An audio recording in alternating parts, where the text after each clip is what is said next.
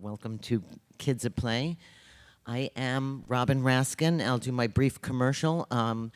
My company is Living in Digital Times. We are a CES partner program.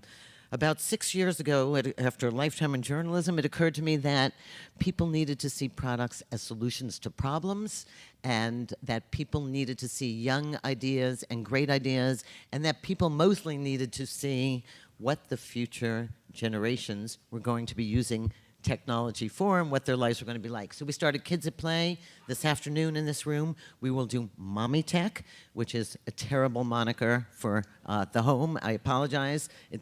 We have down the hall, we're doing digital health. Yesterday we had a sports and fitness summit, which is growing tremendously. You can see the products in South Hall 2. We have a fashion show tomorrow evening and our Kids at Play Awards. And if you're interested in coming over to the Venetian tomorrow night, just see me later on in the show and we will get you on the guest list for tomorrow evening. And we look at higher ed tech tomorrow as well. And if you think college is changing, wait till you hear what you're going to hear tomorrow. We have Larry Somers there. We have Joel Klein.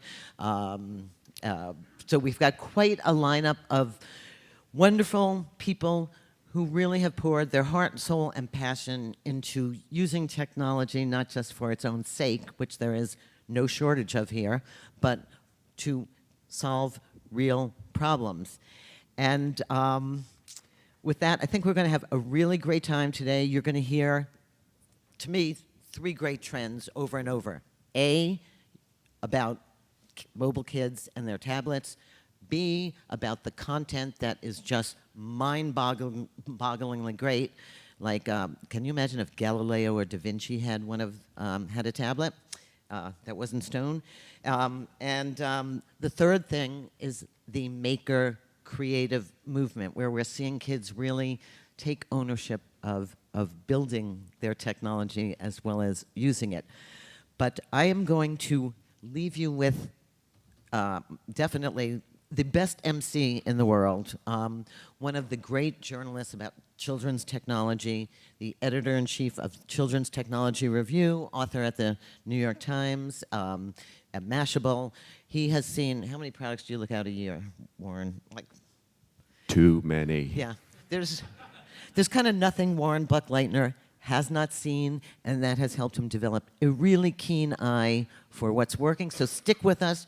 We're going to have giveaways. We're going to have fun. We want you to be as playful. You're all in here because you're really just big kids. And with that, I'm going to turn it over to Warren Buckleitner, my friend and MC for the morning. Thank you, Robin. I wish you guys would all just stop making stuff for about a week. Could you do that for me? Just don't make anything, because I need a break. So we are going to have, how many of you are here all day or all morning planning on sticking around? That's great. So make sure you've got your roadmap. We're going to stick with this, and this is going to take us through the whole morning. We've got David Pogue as the transitional point at 1 o'clock, and then I turn it over to Andrea Smith, and we do mommies in this exact same spot. So we're going to have fun. I think I'm the first ever Las Vegas trumpet-playing children's technology MC. So I'm going to use this to keep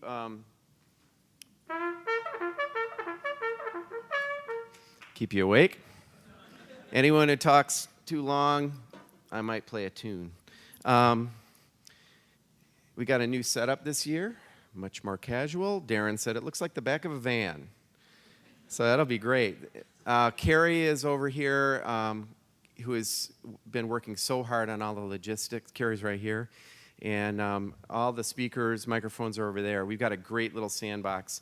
So I'm here to, I get the pleasure of introducing a legend. And Robin has found some amazing people over the years here at CES. And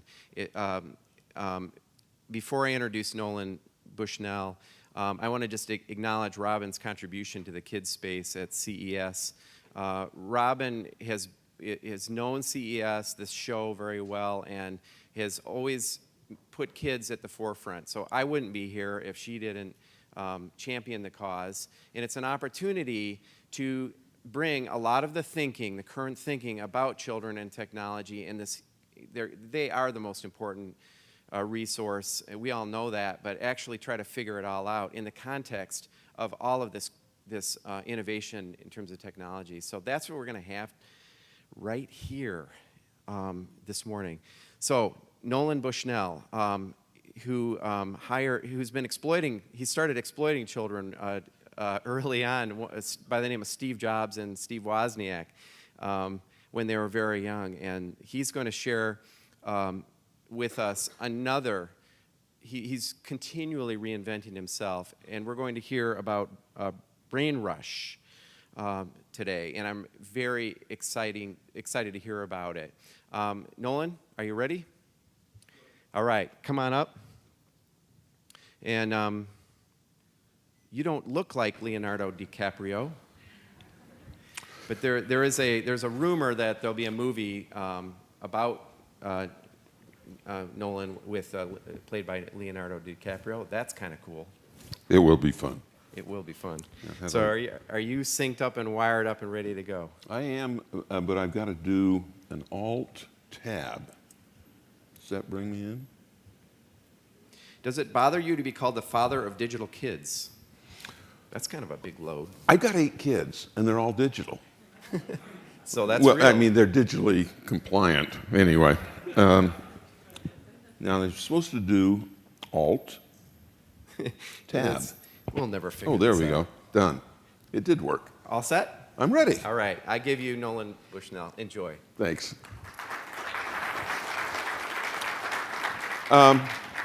Brainrush is all about learning faster.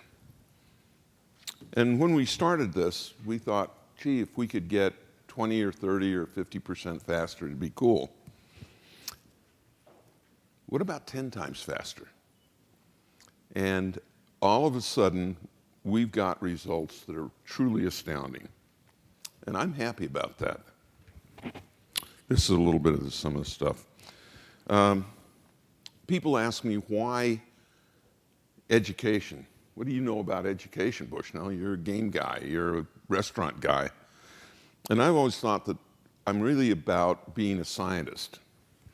And I realized that this is wrong, that the classroom environment doesn't work. And the economics of the classroom don't even work anymore. And so there has to be a new disruptive way of dealing with it. Little Johnny went to his first day in school, and the teacher says, "What's the difference between ignorance and apathy?" And little Johnny said, "I don't know and I don't care." And so to that, he was right. And what we have to do is rekindle passion, enthusiasm, and creativity. If we don't have these are actually characteristics that make you healthier, happier, and richer. All of these things. And these are some of the things that are being drilled out of kids over and over and over again. Nothing great was ever achieved without enthusiasm. Success is the ability to move from one failure to another with no loss of enthusiasm. Hey, I've had some pretty big failures. You know, you remember my successes, but you forget my failures. Ha ha. Anyway, Steve Jobs worked for me. Talk about an enthusiastic, passionate person. And I have a book coming out next month. It's called Finding the Next Steve Jobs. And it's really about how do you find passionate, creative, capable people. Because it's interesting to find out how much one or two really passionate, creative people can change the world. We believe that our software, once we deploy it, that we can actually teach 4 full years of academics in about 6 months, leaving a tremendous amount of time for everything else. What we're seeing, there's been a lot of talk about technology and computers, but we're really in the middle of a perfect storm. And it used to be that the hardware was really not robust, not cheap, not very good.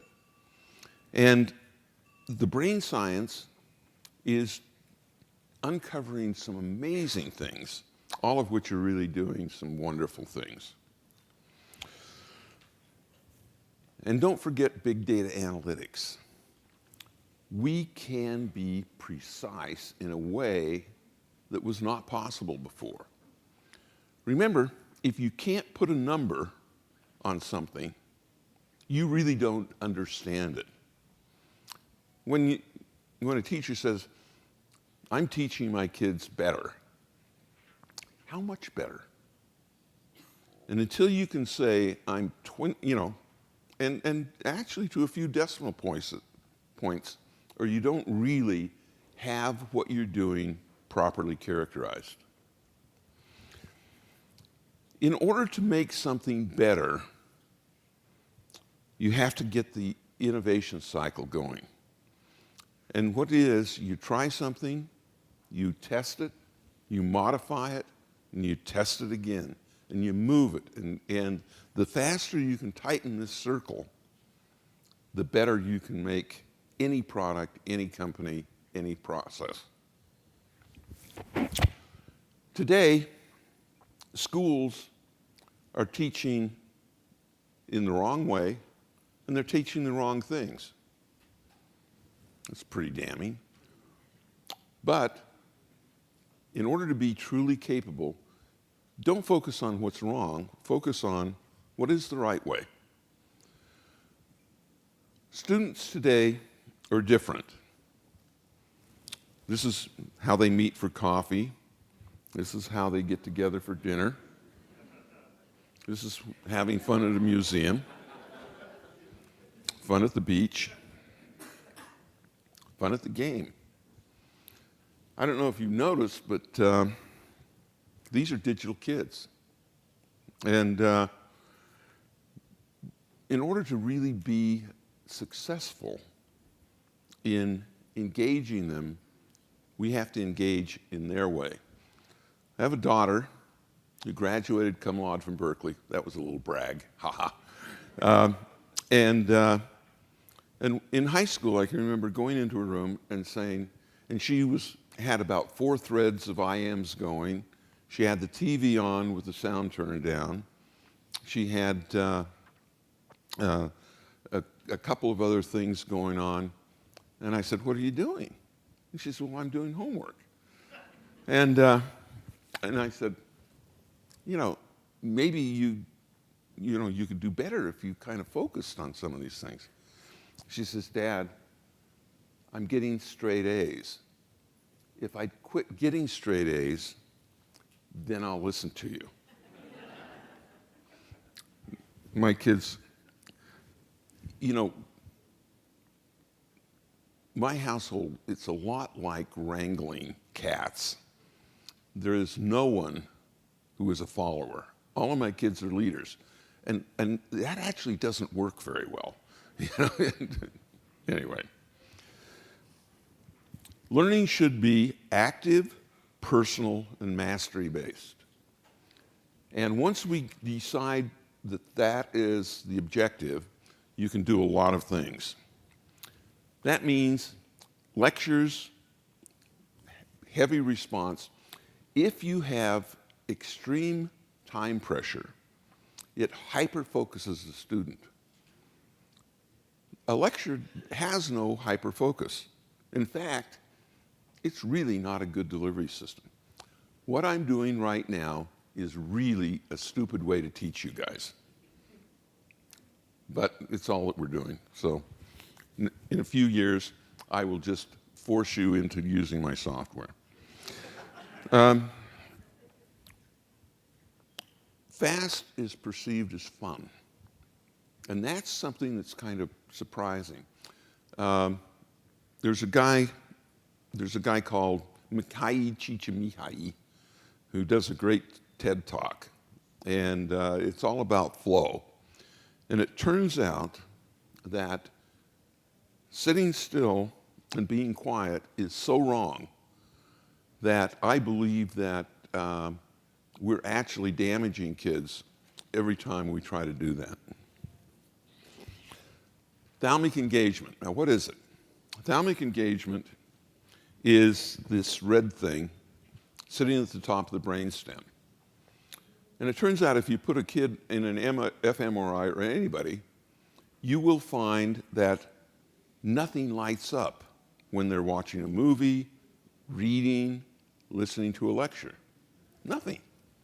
But the minute you force them to make a decision, i.e., engage the thalamus, all of a sudden, everything lights up. And so, if you can do spaced repetition, thalamic engagement, and really, really good forced time, everything clicks, and you can remember much faster and better. This is redone over and over again, which basically says that in a 40-minute lecture, most of the people are disengaged. I mean, that's just wrong. And this is what flow is. It turns out that we've been doing this with video games for a lot of times. Flow is where you are challenged right to the edge of your capability. In video games, we call that leveling up. Because just as you get good enough, you can punch through the boss, you can go through to the next level. And so the game keeps adapting to your skill set so that it keeps you right on that edge of flow. And that's why video games are so addictive. Don't you think it would be great if we could addict our kids to learning? And that's what we're all about. Learning should be personal. Everybody is different. Spaced repetition algorithms really allow us to customize to each individual. Everybody runs and walks and learns at their own pace.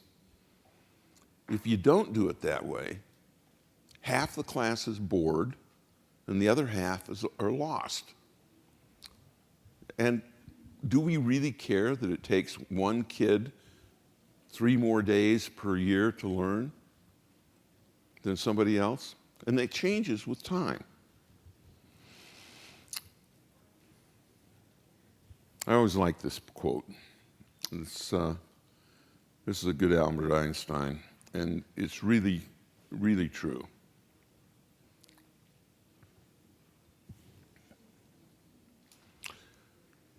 No grades and no grades.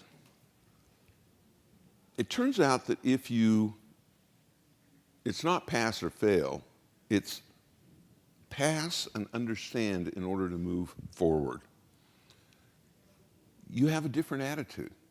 And plus, you don't want to have kids with holes in their knowledge because a lot of it is additive. And if they get a C, that means that they have a lot of things that they don't understand. And it really doesn't work with mathematics. No grades. The whole idea of judging people based on trips around the sun is wrong. What we need to do is have systems in which nobody knows what anybody else is working on. Believe it or not, we in the first grade figured out really quickly that the blue reading group were the dumb guys, and that we don't need to do that because all of a sudden we can take all of these things together and make a much more powerful person and complete mastery. Understand it all. How would you like to remember everything that you learned in high school and college for the rest of your life? Well, it turns out spaced repetition algorithms are the pathway. Our brains are designed to forget, not to remember. That's why we really have to mess with them in order to get you to remember anything. And with space repetition algorithms, it takes increasingly a small amount. In order to learn something, basically you need 3 to 5 repetitions in a day. Then within 24 hours after a good night's sleep, that probably says that it locks something in for a couple of weeks. And then if you do another repetition at that point, you've probably got it for 3 or 4 months. Again, you've got it for a year. And then after that, you may only have to review it every 5 years. So all of a sudden, you remember everything. Now, what we don't know is, are we then going to fill up your brain? And so, you know, maybe forgetting gives us an ability to put stuff, because there's maybe only so much. It's kind of like a USB drive. You know, you've got to delete a few files in order to get it full. I don't know. Anyway, the current system is really not teacher-friendly. And what we want to do is make our teachers as effective as possible by removing as much of the work. Any system that scales can't have too much dependence on extreme capability. The teacher is a disciplinarian, has to be an entertainer, is a judge, deciding A, B, C, D, what have you, a clerk, doing all kinds of roles and technology, has to be a mentor, and then has to be a driller. This really doesn't work, even though it is thought to be a way. So to optimize the job, you get rid of discipline. The computer does that. They don't have to be an entertainer. The software takes care of it. Get rid of the drilling. We can do that with software. The software takes care of all of that. And the web cloud services take care of all the responses. So you have a mentor, and that's really what the teacher wants to do. They want to mentor the kids. And so we believe that as our software develops, we're going to get tremendous buy-in on the part of the teacher, because it just makes their job easier and more fun.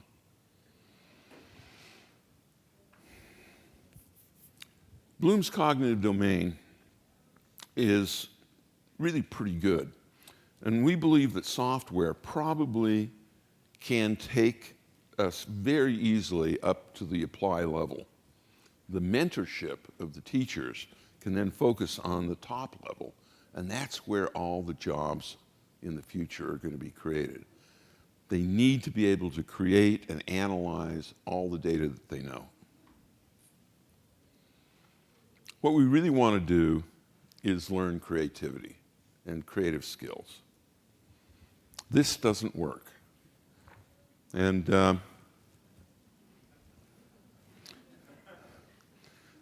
what we have to do is really have a creative infrastructure in our brain. My book, that'll be out next month, about how you hire and create a creative infrastructure, is going to be really important for schools, because schools really need to think of themselves as creative factories as much as any business. Because right now, believe it or not, we have a massive labor shortage in the United States. You say, what? I thought we had a big unemployment. The unemployment rate in the United States is a total function of the failure of our school system to teach proper skills. Right now, we've been looking for engineers and software programmers and even just really good digital skills. Not available. And these are skills that could be easily taught in high school. The way you keep your brain happy and functioning are projects. Projects, projects, projects. Talk about the maker movement and just doing things, learning tool use. It turns out that it builds your brain as well as a lot of the other stuff. Over half the jobs in 10 years will be new. 10% of the new jobs will be self-created. Entrepreneurship is going to be huge. And we really have to have kids, once they, in high school, learn entrepreneurial skills, learn about the economy, economics, learn about the digital skills, because it's easy to start companies on the web. I mean, shouldn't every high school student know how to market on eBay? Absolutely. It's where the rubber meets the road, costs zero, and there's junk in the garage that they can sell. You know? I basically, with my kids, they'd say, "Hey, Dad, can I have $5?" And I said, "No, but, you know, I'll give you something in the garage." And you know, it sounds funny, but they really start to understand a little bit about business. And you get the garage cleaner. The internet is a double-edged sword, and we need to teach our kids a little bit of healthy skepticism, because it's going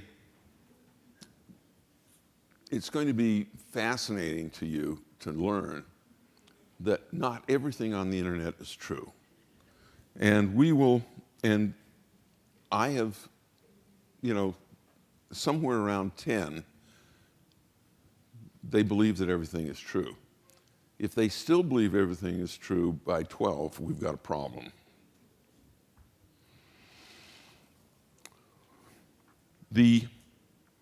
Right now, we need to have some adults in charge. Allowing a child, an 18-year-old, to plunge into massive student debt to obtain a degree that is increasingly worthless is wrong. And you can't discharge student debt in bankruptcy. We've reintroduced the concept of indentured servitude. You know, to be able, you know, there are so many degrees out there right now that they're spending huge amounts of money to get, and it doesn't help their job prospects at all. And I just think that it used to be that you couldn't take out a loan until you were 21. I think that the last part of your brain to mature is that part of your brain in which you can properly evaluate long-term decisions. 18-year-olds can't do it. I mean, we all know, I mean, I was there. My college days were just extensions of my adolescence. And I wasn't very serious about it, but, you know, if I hadn't gotten married, of course, that's another story. But, well, in those days, you could go to Vietnam or you could get married. I got married, and it was clearly the wrong choice. But anyway, that's...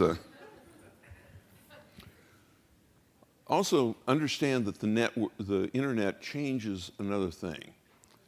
And that is, credentials used to be a cipher for saying how good you were, because it was really hard to do that.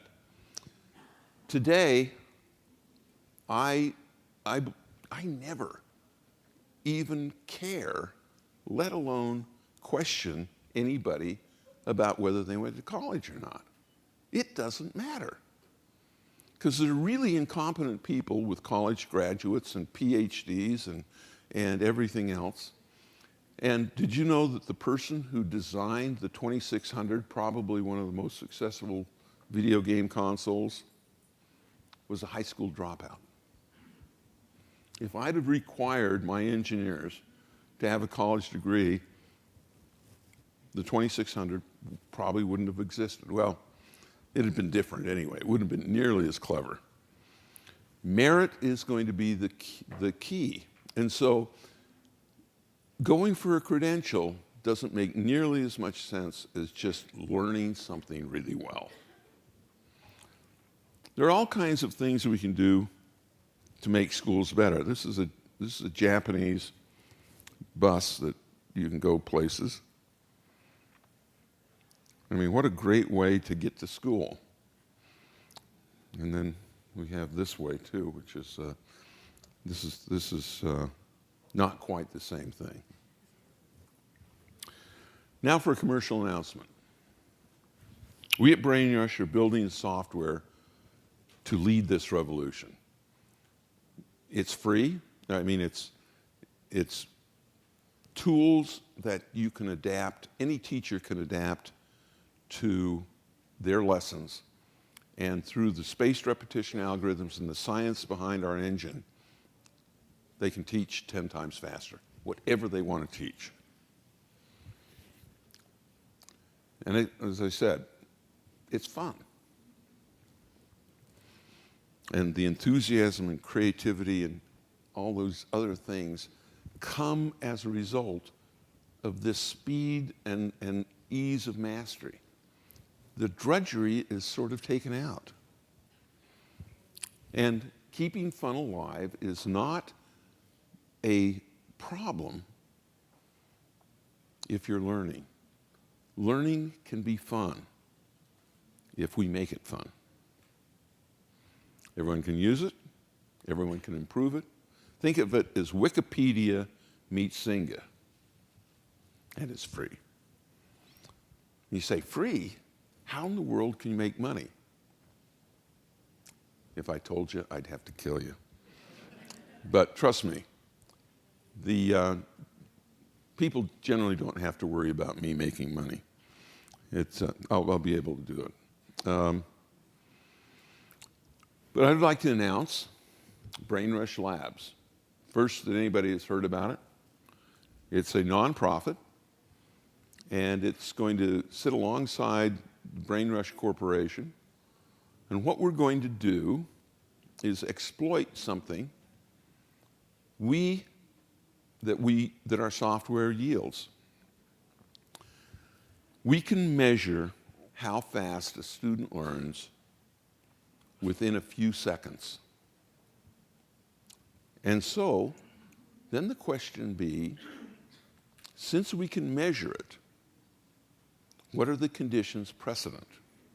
And so these are some of the research projects that we're going to do. What should you have for breakfast? It turns out if you go in, there's a whole bunch of opinions, but no data. It's the sloppiest science I have ever seen in my whole life. We know that the brain burns massive amounts of calories. Massive. And it has to be sugar. And the people are saying, oh, God, don't give the kids sugar. Oh, but what's the brain going to use? Protein is good, but nobody knows what the right balance is. We will in a year and a half, and we'll publish it to everybody. We know that exercise is very, very beneficial to learning. 2 classes. One class is they're going to do a test. They take half the kids, they let them cram for an extra half an hour. The other half, they put on a treadmill and exercise, get their heart rate up. The kids that exercised, 15% better on the test. It turns out that your brain secretes BDNF, and there's all sorts of stuff. But exactly, should it be 20 minutes? Should it be a half an hour? We'll know that. Rest. Did you sleep well? Did you have a nap? Turns out that the difference, NASA found that a 20-minute nap doubles the efficacy of the afternoon. The siesta is a really good idea. I've been doing it, and I think I'm a better person. It's definitely better than a martini at lunch. Gender, schema. Turns out that you can learn things if you have a worldview or schema to fit it within. How do you create the schema and understand the real benefits of some of these things? Trauma, enthusiasm, time of day. Some people are early morning users, some are not. But anyway, in a year, we're going to know more about education, know more about learning, know more about the brain than at any other time. And we believe that we can fine-tune and supercharge every student and really make them sparkle, shine, and accomplished. Thank you very much.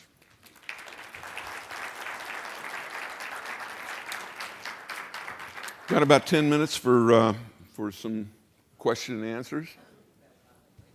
We About actually 5? have about 3. Oh, I have a quick question for you. Okay. Nolan, they say that you can't bake a cake faster by turning up the oven. I think it depends. I think that when you're looking at kids, I know that we can fundamentally not just make it faster. Look at all the time that kids waste. And you say, well, are they thinking creative thing? Oh, play is different than boredom. And hey, we're going to figure a lot of this stuff out. And, all I know is that kids need to learn more and they need to be more creative. I think we can do that. Question in the back. Yeah, hi. Fantastic talk, especially because I have a kindergartner. And I've noticed a lot of those things, and I totally agree with you, but do you change it from the inside by trying to change the way current schools operate, or do you start your own Nolan Bushnell private schools? I've got another book that I'm working on. It's called HyperEd. It's called School of the Future. The reality is that change doesn't happen by complaining. Change happens when you can pull systems to a proven stuff. Entrepreneurs are always coming to me and saying, geez, I'm going to do this as soon as I can get the patents because I'm not going to tell anybody anything. Nobody copies an idea. Everybody copies a good idea once it's proven. And I believe that we will change all the schools surprisingly fast. And I think that will be public schools and various things. Because first of all, it's going to make every teacher that uses our stuff better. And it turns out that bureaucrats yield very strongly to embarrassment and derision. And I like to taunt them unmercifully. And Luddites are such easy targets for me that, it's not nice of me, but I really don't like them. And so I feel like you can change that by making fun of them and doing various things.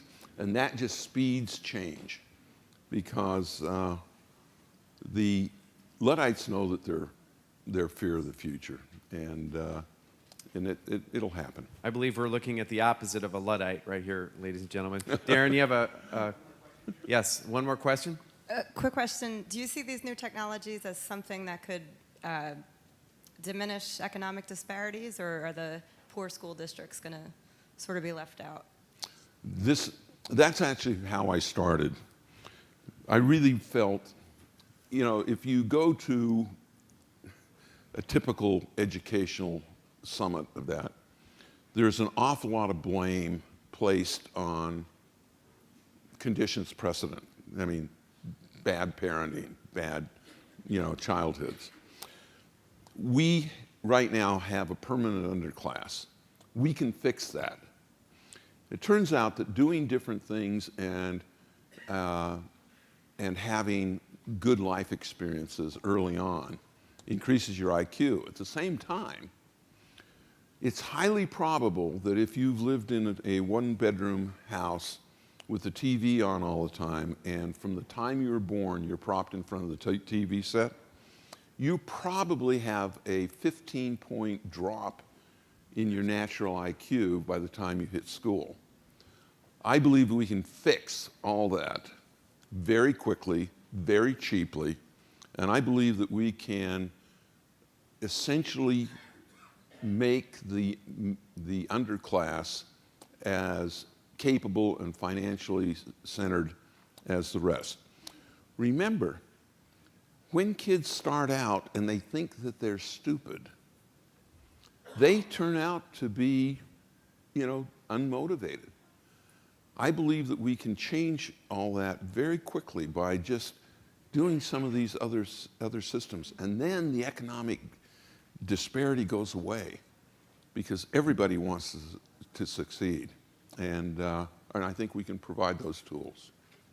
Well, Mr. Bushnell, on behalf of all the children in the next future generation, I hope you're wildly successful in your mission. Thank you. Well, if you can fix education, I think we don't have to work on my next two projects. World health, or, world peace, and what's the other one? Yeah, anyway. Thank you so much.